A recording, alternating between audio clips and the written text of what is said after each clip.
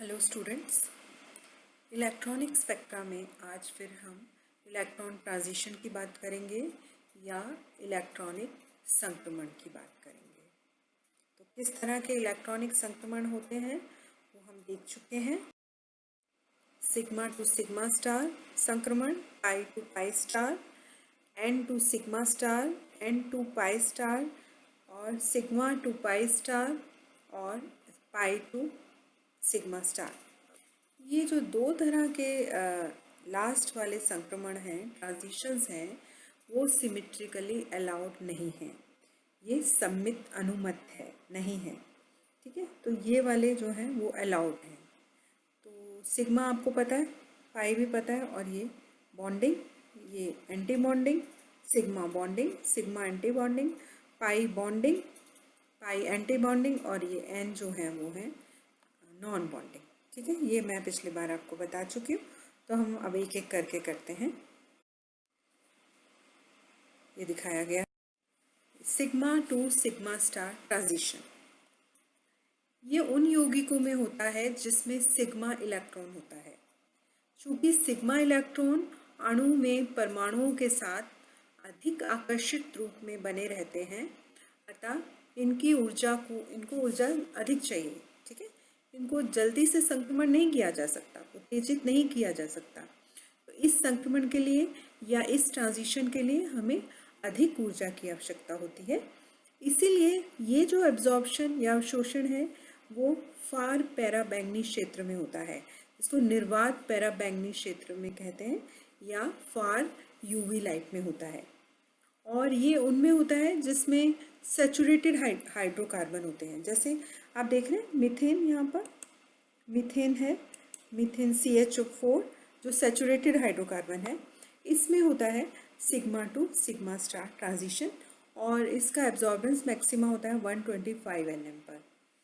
और sigma electrons from orbitals is excited to corresponding anti bonding orbital and they require large amount of energy. अब next pi to pi star transition या pi to pi star संक्रमण। यह संक्रमण असंतृप्त यौगिकों में होता है, अनसैचुरेटेड कंपाउंड्स, जिसमें पाई इलेक्ट्रॉन उपस्थित होते हैं।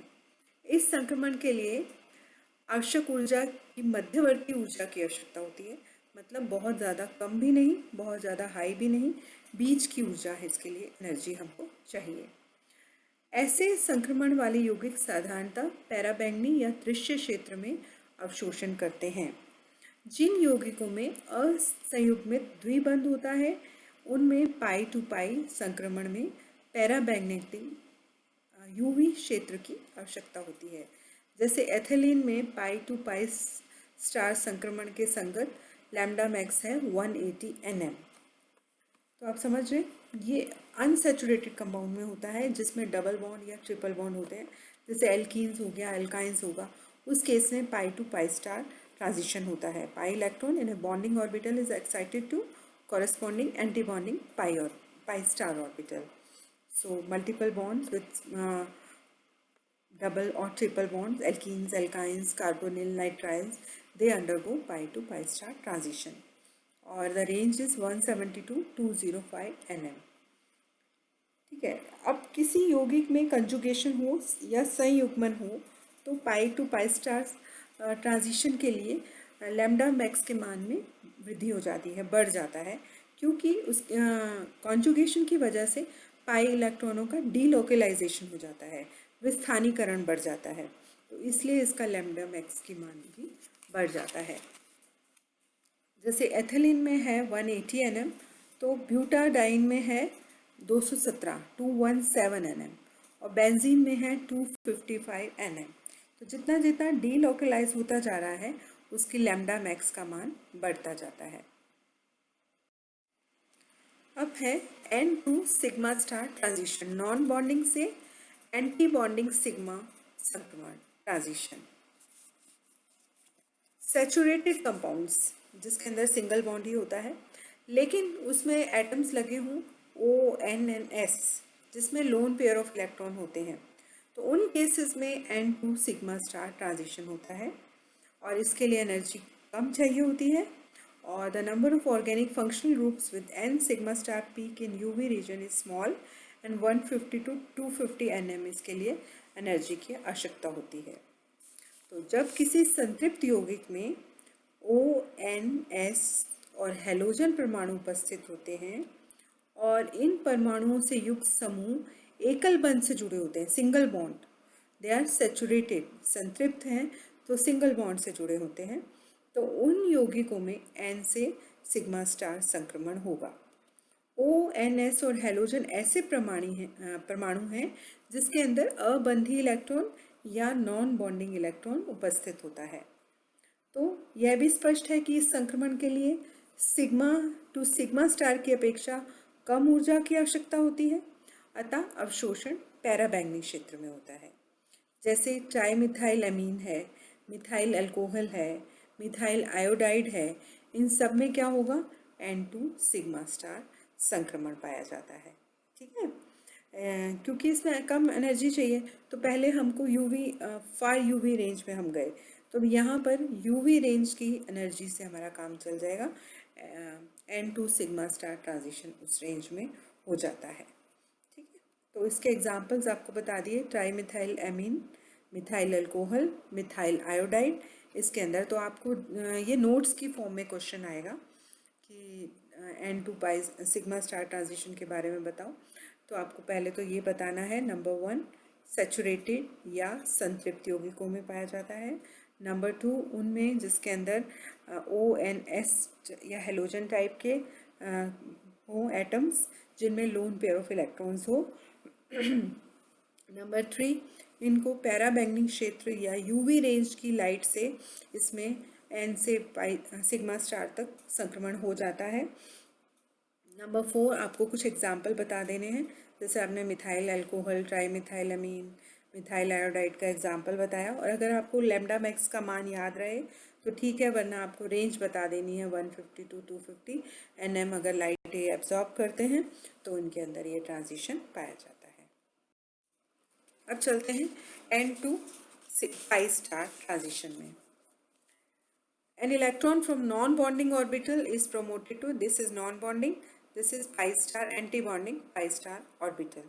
जब यहाँ से N से pi star में जाते हैं तो उस ट्रांजिशन को, संक्रमण को N2 pi star ट्रांजिशन कहते हैं।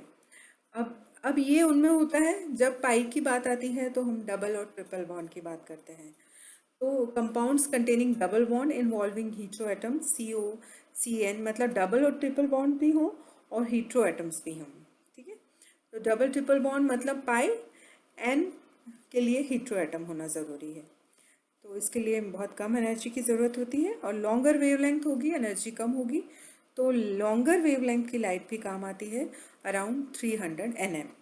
ठीक है, तो यह संक्रमण उन यौगिकों में होता है जिनके अणुओं में N इलेक्ट्रॉन से युक्त एक परमाणु दूसरे परमाणु से असंतृप्त बंध बनाता है, अनसैचुरेटेड बॉन्ड।